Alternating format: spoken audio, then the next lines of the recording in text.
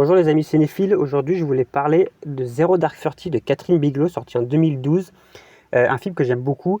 C'est pour moi en fait un film que je trouve vraiment important dans les films ressortis récemment parce que c'est un film que je considère d'une certaine manière un peu comme le dernier grand film post-11 septembre du cinéma américain contemporain. C'est un film qui traite en gros de la traque de Ben Laden sur plusieurs années par une agente de la CIA jouée par Jessica Chastain, qui aussi a travaillé à Guantanamo. Enfin, ce personnage qui est tiré d'un fait réel a vraiment travaillé aussi à Guantanamo. C'est un film qui, je pense, d'une certaine manière, critique les institutions américaines en remettant en question le travail de la patrie et du traumatisme du 11 septembre. En plus, en remettant aussi, je sais que le film a été très critiqué à l'époque parce que aussi critiquait un petit peu le mandat de Barack Obama, quelque chose qu'on ne faisait pas à l'époque. On n'avait pas le droit un peu de dire du mal de Barack Obama. Et bon, je ne vais pas rentrer dans ce débat-là parce que moi je connais rien en politique. Mais c'est un film que je trouve passionnant parce que je pense qu'on peut y voir aussi une mise en abîme du travail de réalisatrice de Catherine Bigelow qui doit lutter dans un monde de producteurs et d'hommes pour imposer sa vision, comme le personnage de Jessica Chastain qui doit imposer, on pourrait dire, cette traque obsessionnelle qui devient presque autodestructrice de Ben Laden. En fait, elle est une sorte de Jeanne d'Arc moderne qui entend des voix. C'est pas pour rien que le film commence par les voix du 11 septembre, c'est quelque chose de glaçant, mais ça ouvre les portes à un cinéma dont post-11 septembre qu'on s'est bouffé pendant toutes les années 2000 avec La Guerre des Mondes de Spielberg, The Dark Knight de Nolan, les films de Greengrass, les Jason Bourne, tous les films avec des terroristes, tous les films Paranoia, les Syriana, les films politiques de l'époque.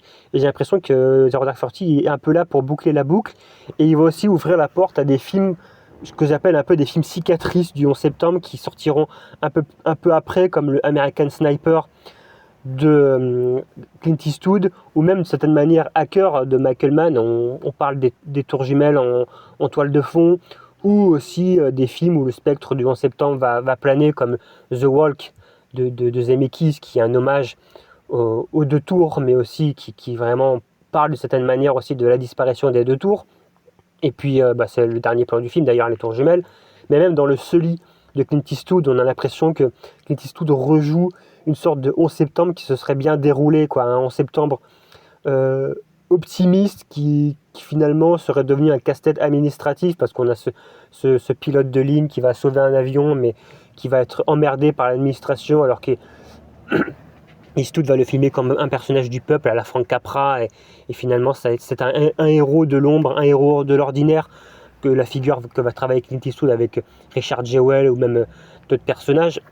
Et je trouve que Zero Dark Thirty, d'une certaine manière, en fermant la parenthèse du 11 septembre des années 2000, il ouvre quelque chose d'autre, de la cicatrisation du traumatisme du 11 septembre. Et en plus, voilà, Catherine Bigelow y injecte aussi quelque chose d'extrêmement personnel. Et personnellement, je ne peux pas m'empêcher de placer encore une fois ce film dans une trilogie qui serait la trilogie de la guerre de Catherine Bigelow avec Hurt Locker, donc des mineurs, sorti en 2008, Zero Dark Thirty, donc sorti en 2012, et puis le très récent, sorti l'année dernière, House of Dynamite. Ils sont tous les trois une certaine manière de parler de la guerre bureaucratique, de la guerre administrative ou la guerre sur le terrain, de l'obsession du travail, de l'obsession de ces personnalités, et aussi un travail sur les regards. Moi j'ai beaucoup aimé personnellement House of Dynamite, sorti récemment, qui s'est fait très critiquer parce que les gens, j'ai l'impression, s'attendaient à un film catastrophe, alors que le film ne montre jamais la catastrophe, mais il n'a pas besoin de montrer les catastrophes. Pour moi, la catastrophe, elle est déjà dans le regard des personnages, dans leur regard perdu. Et puis ce film fonctionne un peu comme une espèce de docteur Folamour, on pourrait dire premier degré, sans le côté un peu parodique et cynique de Stanley Kubrick, mais il y a quelque chose que j'ai trouvé très intéressant. Et il travaille aussi donc ce personnage féministe qui entend des voix comme Jeanne d'Arc. D'ailleurs, le dernier plan du film, quand elle est toute seule dans l'avion, qu'elle a enfin attrapé Ben Laden, elle fait ce visage qui tout de suite rappelle René Falconetti dans les Jeanne d'Arc de Dreyer. Il y a quelque chose, il y a tous les maux du monde sur son visage, tous les malheurs sur ses épaules, et quelque chose d'extrêmement puissant qu'on retrouvera aussi dans le personnage de Rebecca Ferguson dans House of Dynamite. Mais moi j'ai beaucoup aimé dans dans voilà, Zero Dark Thirty, cette traque obsessionnelle, ce film dossier. C'est un film vraiment dossier, un peu à l'ancienne, mais en même temps très moderne. C'est à la fois une réflexion sur les traumatismes de l'histoire, sur l'obsession du travail qu'on retrouvait déjà chez des personnages dans les films de William Friedkin. C'est cette obsession qui est maladive, qui va créer un élément, un personnage qui va s'auto-détruire en traquant. En fait, elle ne se rend même pas compte qu'elle perd tous les gens les plus proches. Une fois qu'elle est arrivée à la fin de cette traque, elle n'a plus rien en fait. Et elle se rend compte que ce qu'elle a fait, c'était complètement absurde. Elle a fait tout ça pour un homme, Ben Laden, et elle a tout perdu juste parce qu'elle était animée par une espèce d'intuition, de pulsion, d'une voix presque qu'elle a dans la tête, quelque chose presque de divin. Et ça, moi, je trouve ça extraordinaire. Et d'une certaine manière, House of Dynamite vient, ce film sorti en 2025, l'année dernière, vient conclure une espèce de questionnement sur ses voix intérieures qui, pour moi, en fait, ne fonctionnent plus parce que les personnages sont parasités. Pour moi, le fait qu'elle découpe dans House of Dynamite en 3 narrations, il y a beaucoup de gens qui ont trouvé ça confus de revoir toujours la même scène sous plusieurs angles, un peu à la manière de Rashomon.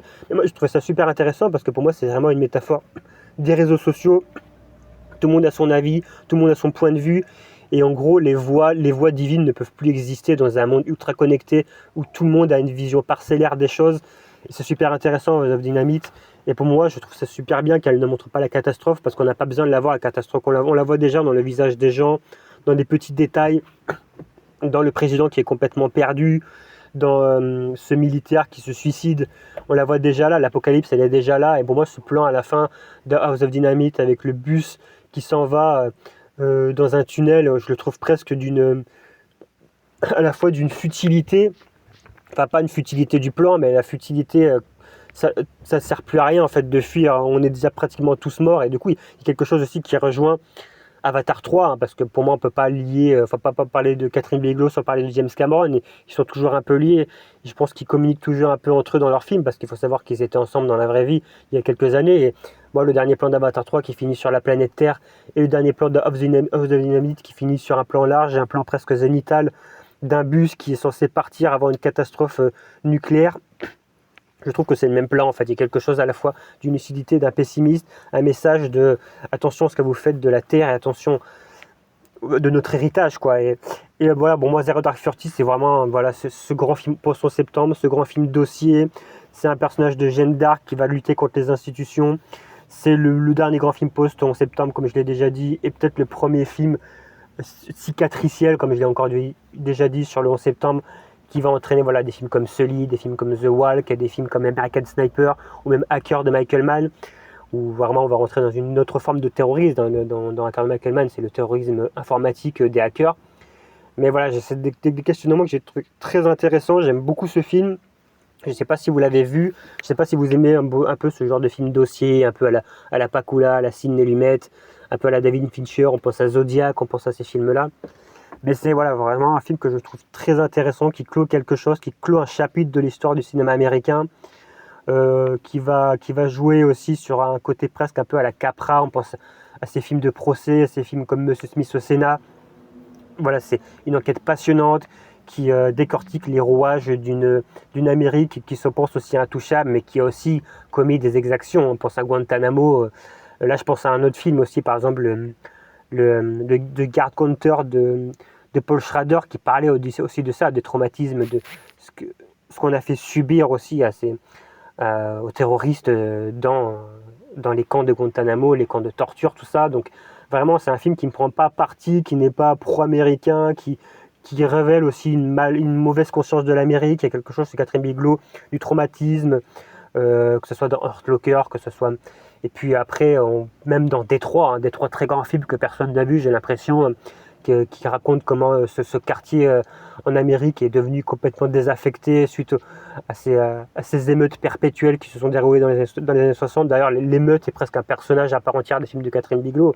Strange Day ne parle que de ça, c'était une émeute perpétuelle. Et bon, voilà, c'est vraiment une réalisatrice que je trouve passionnante, peut-être une des meilleures actuellement, avec Kelly Reichardt ou je sais pas comment elle s'appelle, Claire Denis, des réalisatrices comme ça, vraiment des réalisatrices que je trouve des réalisatrices qui ont des couilles quoi, qui sont vraiment passionnante et je trouve dommage qu'en fait que House of Dynamite n'ait pas du tout marché, que Détroit n'ait pas du tout marché, qu'elle va avoir beaucoup de mal à faire d'autres projets, alors que chaque film pour moi sont vraiment des événements. Elle ressuscite un peu aussi un esprit des films du Nouvel Hollywood, hein. Bon, on pense à Pakula, Allumette, tout ça, mais il y a quelque chose d'un peu à l'ancienne que j'aime beaucoup, mais tout en étant des films très modernes et très conscients de leur époque.